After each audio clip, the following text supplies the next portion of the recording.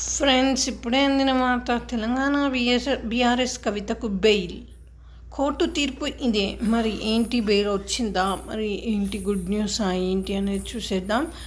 Friends, వివరాల్లోకి వెళ్ళే ముందు దయచేసి లైక్ చేసి, షేర్ చేసి, సబ్స్క్రైబ్ అయితే చేసి మరిన్ని నోటిఫికేషన్స్ కోసం అయితే బెల్ ఐకాన్ అయితే క్లిక్ చేయండి ఫ్రెండ్స్. అయితే బీఆర్ఎస్ ఎమ్మెల్సీ కవిత బెయిల్ మళ్ళీ వాయిదా పడింది.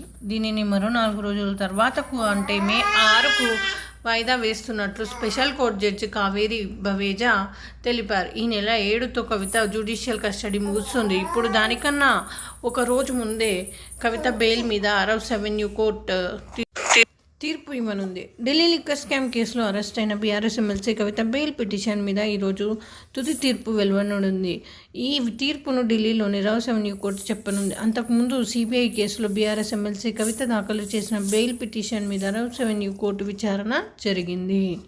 ఇరుపక్షాలు తమ వాదనలు కోర్టుకు వినిపించాయి. అనంతరం బెయిల్పై కోర్టు తన తీర్పును రిజర్వ్ చేసింది.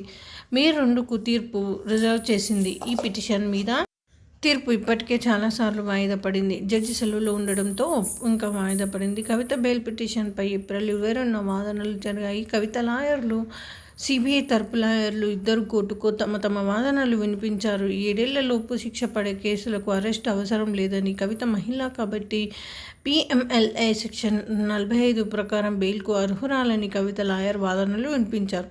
సరైన ఆధారాలు లేని కేసులో బెయిల్ మంజూరు చేయాలని కవిత లాయర్ విక్రమ్ చౌదరి కోర్టులో వాదించారు.